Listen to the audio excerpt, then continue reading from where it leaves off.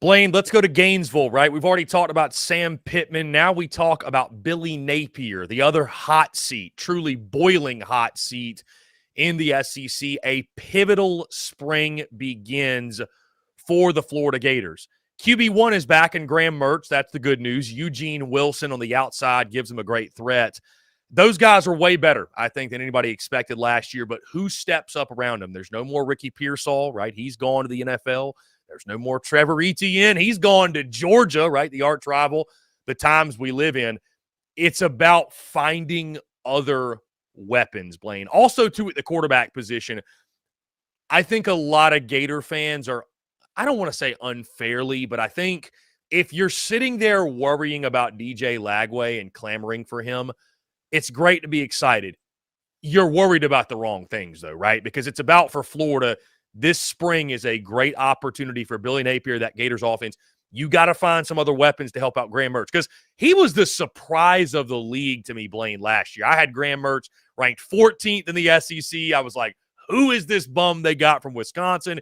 He's going to get eaten alive. He was the furthest thing from Florida's problems last year, but he's got to have some help.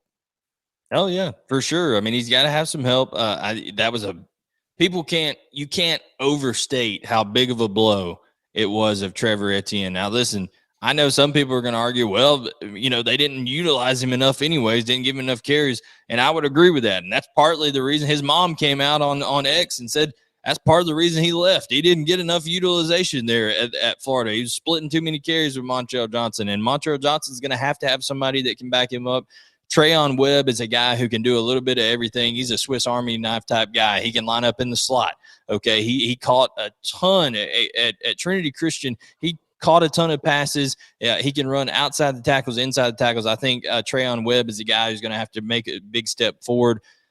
Over at the receiver position, we know what we got in Eugene Wilson, a bona fide star, but you got to have somebody else to come along so they can't key in on him. And I think whether it's Marcus Burke, Khalil Jackson, or Andy Jean, all three guys who have been there, somebody needs to take that step forward. Somebody needs to be the guy that is going to be consistent and that Graham Mertz can rely upon.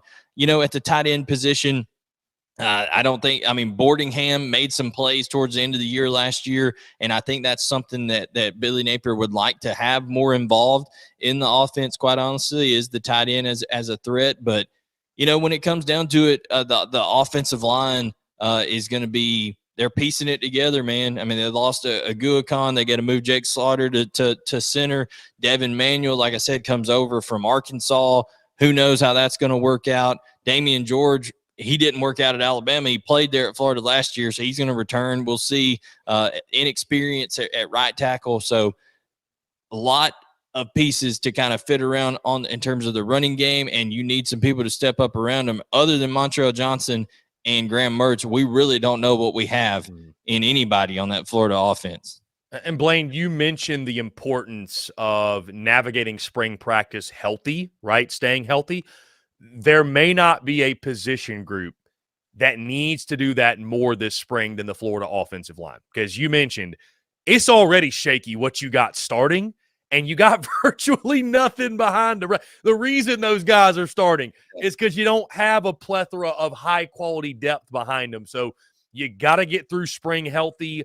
I mean, a lot of it is luck, but I think there's things you can obviously do to take care of your guys and make sure you're not putting them.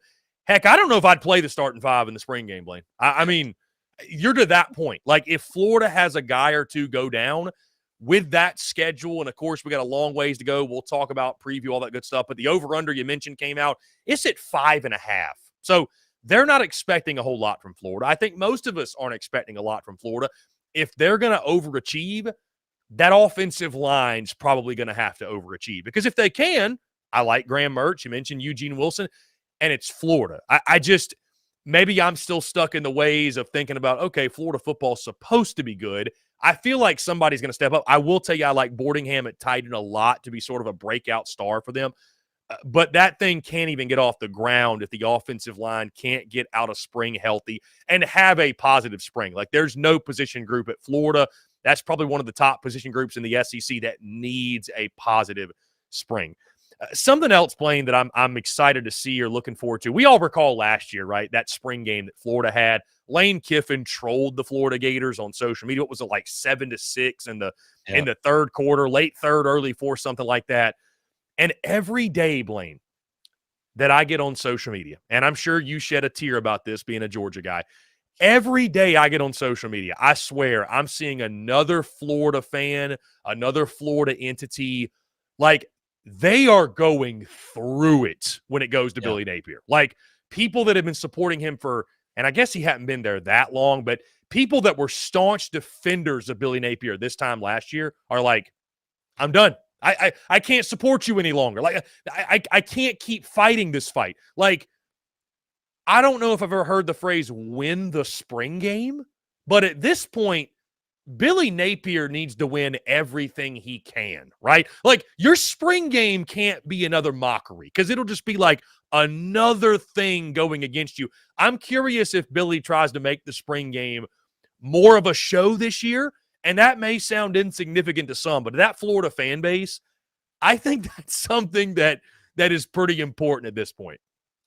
So you're telling me that he's not going to let Austin Armstrong just blitz the ever-living piss out of all of Engage 8 every play. Just engage 8, man. I mean, Kmart Kirby went ham over there. I'm just telling you, Austin Armstrong went nuts in that spring game, just bringing the house, and it made that offense look as bad as they could possibly look. And listen, they had some decent moments last year, beating Tennessee at home and things like that, but it's just not to the level. Listen, there's few programs in the country that once they've been to a certain place, you cannot turn back the expectations. And Florida is one of those. It is in the elite of the elite realm of college football in terms of the expectations, what Steve Spurrier did, what Urban Meyer did. Heck, what Dan Mullen was doing when they fired him and when he was going to SEC championship games and taking Alabama to the absolute brink. Okay, so I think when it comes down to it, this is do or die. And it is the toughest situation you could possibly be in if you're Billy Napier. That schedule is just tougher than, it is so ridiculous. Kirby Smart himself put that schedule together. I'm convinced. Yeah, Kirby Smart, Satan, whoever, I don't know. Mike Norvell, all of Florida's rivals came together and put that. I don't think they could have created a schedule. Yeah. I don't know if they're evil enough to create that bad of a schedule for Florida. It is absolutely brutal.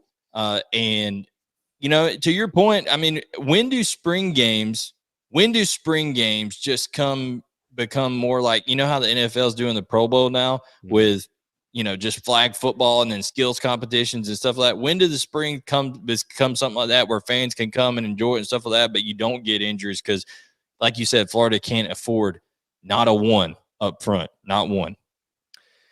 The Florida Gators, by the way, guys, 32nd in college football, 68% of their team or their production returning from a season ago. So a somewhat veteran team, 70% on the offensive side, 66% on the defensive side. So this won't be a young Gators football team, right? A lot of experience. Blayne, who's the guy that you're most excited to hear about, most looking forward to hearing about from the Florida camp?